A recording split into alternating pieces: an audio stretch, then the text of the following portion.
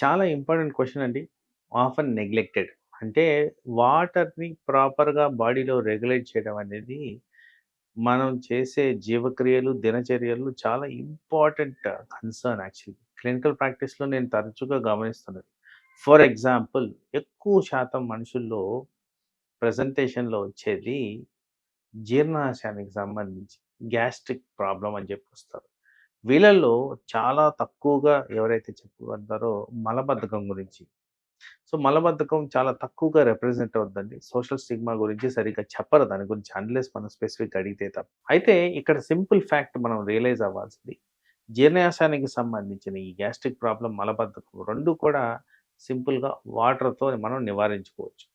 But water తీసుకునే దాంట్లో ఒక పద్ధతయితే ఉందండి. చాలా మందికి ఉన్న అపోహ ఏంటంటే, ఏదో ఒక విధంగా నేను వాటర్ తీసుకుంటే చాలు సరిపోద్ది. డాక్టర్ గారు ఒక 3 లీటర్స్, 4 లీటర్స్ తీసుకోమన్నారు. నేను ఒక్కసారి ఇవి కంప్లీట్ చేస్తే అయిపోద్దనే అపోహ చాలా మందికుంటుంది. అలా తీసుకోవడం వల్ల మీకు పెద్ద బెనిఫిట్స్ ఉండవు. కామన్‌గా మీరు ఆలోచిస్తే ఉదయం లేయంగానే చాలా మంది 2 లీటర్స్ ఈ వాటర్ థెరపీ అనేది చేస్తుంటారు. కానీ దాంట్లో మీకు రావాల్సిన బెనిఫిట్ ఏమీ ఉండదండి. ఎందుకంటే ఆ 2 లీటర్స్ ఇమ్మీడియేట్‌గా మీకు within a span of half an hour to 1 hour బాడీలోంచి వెళ్ళిపోవడం జరుగుద్ది. సో, అందు కారణంగా మీరు వాటర్ తీసుకునే పద్ధతుల్లో usually around 1 glass per hour తీసుకోవడం అనేది ఇంపార్టెంట్. మీరు అడిషనల్‌గా వాటర్ తీసుకోవాలంటే తీసుకోండి. కానీ ఐడియల్‌గా తీసుకునే పద్ధతి మాత్రం 1 glass of water per hour. Average చొప్పున ఎనీ హ్యూమన్ బీయింగ్ 16 అవర్స్ అనేది మేలుకొని ఉంటారు కాబట్టి 250 ఎంఎల్ ఇంటూ 16 ఏసుకుంటే అరౌండ్ 4 లీటర్స్ వరకు అదొస్తది కాబట్టి, ఆ విధంగా 3-4 లీటర్స్ అనేది మనం జస్టిఫై చేస్తాం.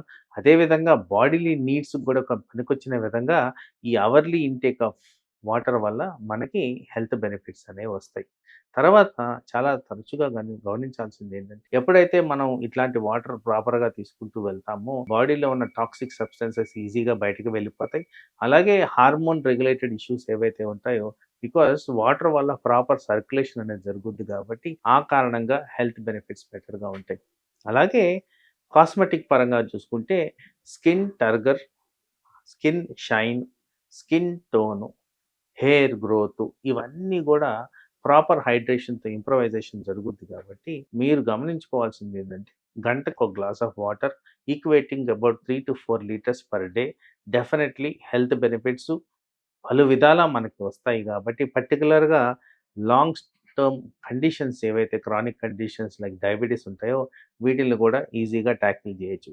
ఎక్కడైతే మనకు అనుమానాస్పదంగా ఉంటదో, అక్కడ డాక్టర్‌ని సంప్రదించి పర్టిక్యులర్‌గా heart failure, kidney failure, liver ఫెయిల్యూర్‌లో వాటర్ రెస్ట్రిక్షన్ ఉంటది గాబట్టి, వాళ్ళు ఏ విధంగా తీసుకుంటే బెటర్ అనేది కూడా మనం సూచనలు, సలహాలు తీసుకొని, ఆ విధంగా పాటించడం అనేది ఇంపార్టెంట్. వాటర్ రెగ్యులేషన్ అనేది చాలా ఇంపార్టెంట్. దాని కారణంగా హెల్త్ రిలేటెడ్ బెనిఫిట్స్ చాలా ఎక్కువగా ఉంటాయి.